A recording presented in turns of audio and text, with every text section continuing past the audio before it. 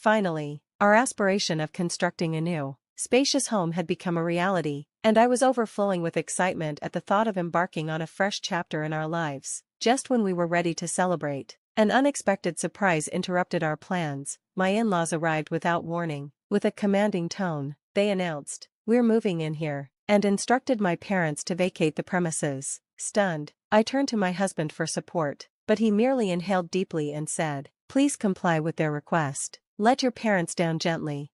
As I observed my in-laws enthusiastically unpacking and making themselves at home in what was meant to be our new sanctuary, I felt a wave of disbelief and irritation. "Do you understand this is our house?" I questioned, hoping they might realize the gravity of the situation.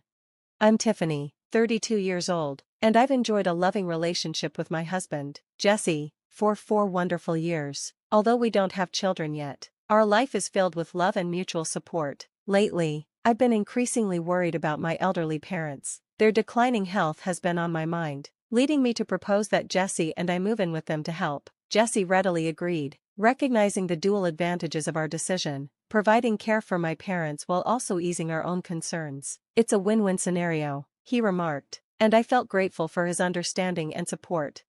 We began to consider this plan, but the logistics soon proved challenging. My family's home is located far from the city, complicating our commutes, especially since neither of us drives. Additionally, moving my parents to our small rental in the city wasn't feasible, particularly given its already cramped quarters and our hopes for future children. Faced with these obstacles, I suggested a bold alternative: why not build a new home that could comfortably accommodate everyone?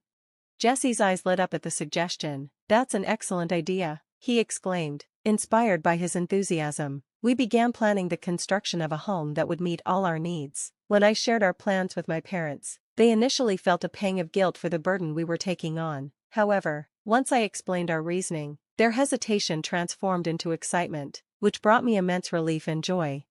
Later, my husband and I visited a real estate agency to finalize the details of our project. We focused on finding locations close to hospitals to ensure easy access to medical care for my parents, as well as near train stations to simplify our daily commutes. While discussing the specifics of the house, I noticed my parents appeared somewhat reluctant about the idea of living with us. Thankfully, Jesse offered several insightful suggestions that helped clarify our plans.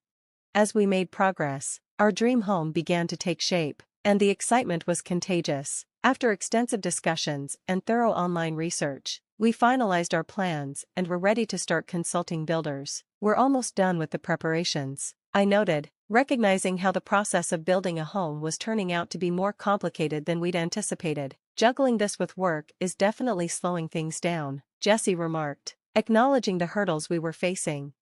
We dedicated considerable time and energy to our plans, and the results were incredibly satisfying. The blueprint we meticulously created exceeded all our expectations. We consulted various real estate agents and conducted thorough online research to reach this point. Now, all that remained was to eagerly await the completion of our house. It would take time, but the excitement and anticipation were boundless. However, as the project progressed, my in-laws began to take a greater interest. "Dear, we heard you're building a new house, right?" they inquired one day. "Yes, that's true. We're hoping to finish by the end of the year," I responded. "How wonderful. I'm so impressed by Jesse's efforts and how he keeps us informed about all the details," they exclaimed, showing genuine interest in our project. When my mother-in-law suddenly expressed a desire to visit us soon, I was surprised but agreed with enthusiasm. That weekend, my husband and I planned a visit to their home. They welcomed us with warm smiles, and the conversation quickly shifted to our new house project. "Building a brand new home is such a delightful event, isn't it?" my father-in-law remarked, his tone reflective as if he were reminiscing about his own experiences. "Yes, we're very excited," I replied. "We hope the construction goes smoothly and quickly so we can move in as soon as possible." We all shared a laugh about the thrilling journey ahead. Curious, my mother-in-law asked, "Could we see the blueprints?" My husband promptly pulled out his phone and shared a photo of the design. "Oh, it's quite spacious," she remarked, "and so many rooms." "Yes, well, since we'll be living with my parents, we needed the extra space," I explained. Both of my in-laws exchanged glances of disbelief with Jesse. "You're all moving in together?" they asked. "Yes," Jesse confirmed. "Since my parents are aging, we suggested living together. which led us to the decision to build a new house. Really? I see, they replied, their tone subtly shifting to one of discomfort. Sensing the tension, I quickly redirected the conversation. How have you both been? How's your health? We're doing well, no major changes, just the usual routine, they replied, but their curiosity about our plans remained evident. Tell us more about the new house. Which room will your parents be using? They asked. As Jesse pointed to the blueprint to explain, I noticed the mood had indeed shifted. He seemed unaware of the change, but I could see their expressions had tightened. Despite this, we continued discussing the layout, hopeful that our shared excitement for new beginnings would eventually put everyone at ease. When my in-laws discovered that my parents would be moving in with us, I worried they might perceive it as preferential treatment, despite my slight feeling of guilt. I had hoped my in-laws would comprehend our choice, given my parents' circumstances, but it was becoming clear that they were struggling to accept it. The construction of our new house was progressing well, and with each visit, I could see it inching closer to completion. My husband often expressed his excitement about moving in soon, yet I found myself caught between the thrill of a new beginning and the desire for everything to be perfect. When my parents came to visit midway through construction, their joy and gratitude overwhelmed me, reinforcing my happiness about providing them with a new home. However, I noticed my husband had been visiting his parents almost every weekend lately. Are you heading to see your parents again this weekend? I inquired. Yeah, I am, he answered. I pointed out how frequently he had been going since the start of the year, and he replied, I want to show my appreciation for them. That's why I'm making an effort to visit on my days off. Recognizing his intentions, I asked, should I join you? I was worried his parents might feel excluded or disappointed, perhaps hoping they would be moving in with us. I thought it might be a nice gesture to visit them together, but my husband reassured me, saying, it's fine, I can handle it alone. Before heading to his parents' place, I decided to respect his decision and promised my support if he needed it. Time passed quickly, and before long, our new house was finally complete. On moving day, we filled the car with boxes and excitedly set off to our new home, ready to embark on this new chapter together. As we arrived, the sight of our new place took my breath away, prompting me to exclaim, wow, our new home. It represented the start of something fresh. I found myself daydreaming about life there, picturing cooking while watching my husband play with our future child in the yard or hosting family barbecues. These visions only amplified my excitement. Just then, my parents called to let us know they would be delayed due to traffic. They encouraged us to start settling in, but I insisted, we'll wait for you, planning to discuss this with my husband. To my surprise, however, his parents arrived unannounced. I stared in disbelief as they exited their car, smiling and approaching us. Look at this beautiful house, it's impressive enough to show off to our friends, they declared. Yes, it's the home that Jesse and I meticulously planned, I responded. Tiffany, your taste is impeccable, my mother-in-law complimented.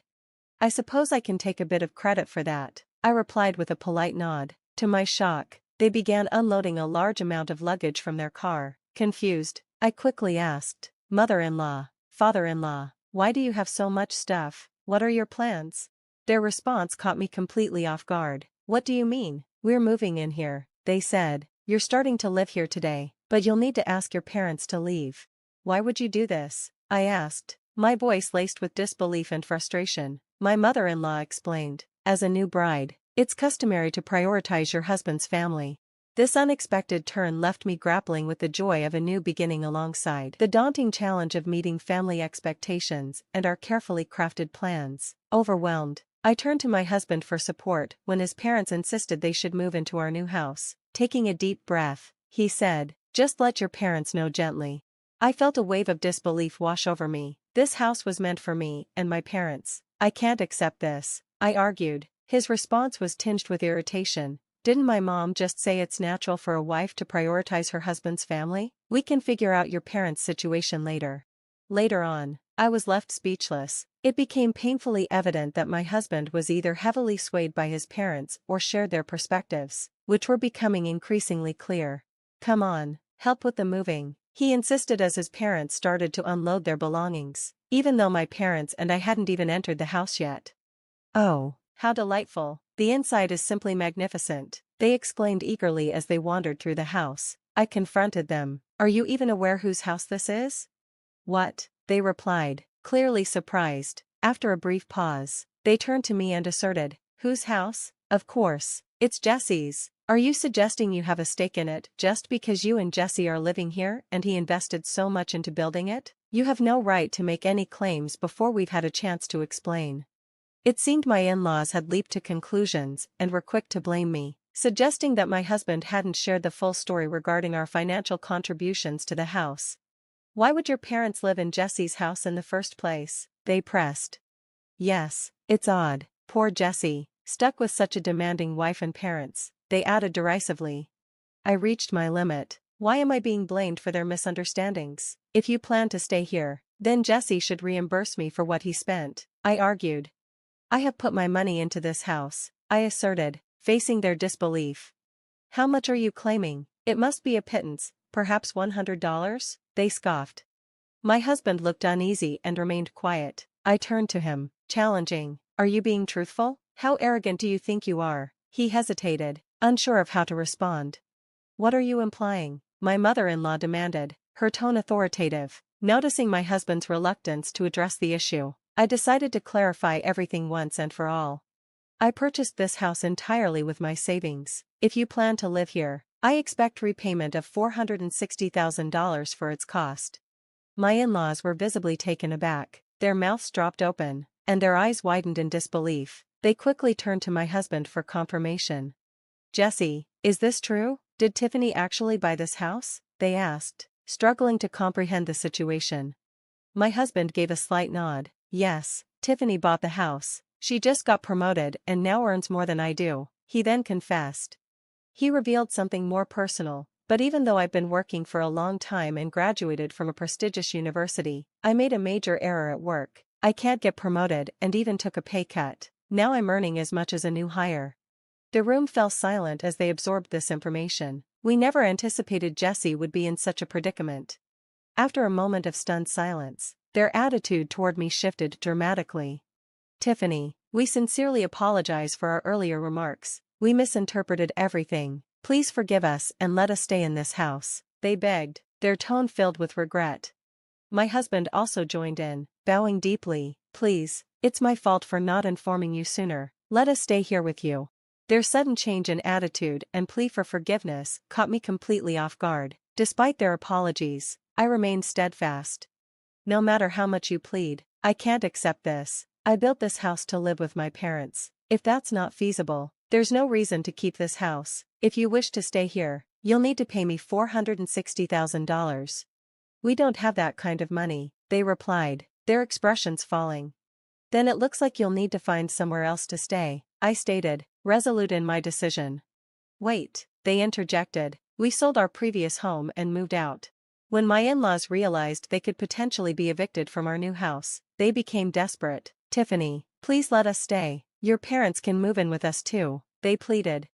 The idea of living with both sets of parents seemed overwhelming to me. "I can't agree to that. If you sold your house, you must have some money left. Why not use that to find an apartment?" I asked. Tears filled their eyes. "The truth is, we lost a significant amount in a poor investment. The proceeds from selling our house and our retirement savings went toward paying off that debt. We have nothing left. I'm retired, and my wife has been a homemaker for years, so she can't work at her age. You're our only hope," they confessed.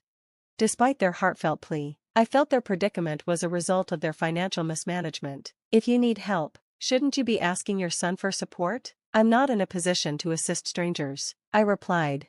"Aren't we family too?" they asked, their voices heavy with emotion. "That's asking too much. Can't you at least help us a little?" they continued to implore. I remained firm. "It's impossible. I can't even begin to imagine living with someone whose family is attempting to take over our home." In a moment of intense frustration, I blurted out, "Jesse, let's get a divorce." "What? Hold on, I can't even consider a divorce." "I'm sorry, but I can't forgive this. Please leave immediately," I demanded. The mention of divorce sent my husband into a panic while his parents continued to plead. However, my resolve had solidified. "If you intend to stay here, I'll call the police," I warned, causing my in-laws to leave in fear. My husband, dismayed, protested, "I'm still your husband. I should have the right to stay here." "If you insist, I'll take legal action," I replied firmly. Realizing that a lawsuit could threaten his job, he quickly gathered his things and departed. Not long after he left, my parents arrived, confused by his absence. They were shocked when I explained the situation but expressed their gratitude. "Thank you for standing up for us," they said. I wished my husband had been more understanding, but I felt relieved to distance myself from such a selfish in-law family, especially before our child was born. The divorce process proceeded smoothly, and I soon found myself single again. Now, I enjoyed tranquil days in our newly built house with my parents, grateful for the peace that replaced the chaos. Thanks for tuning in. See you again in the next video, and stay amazed.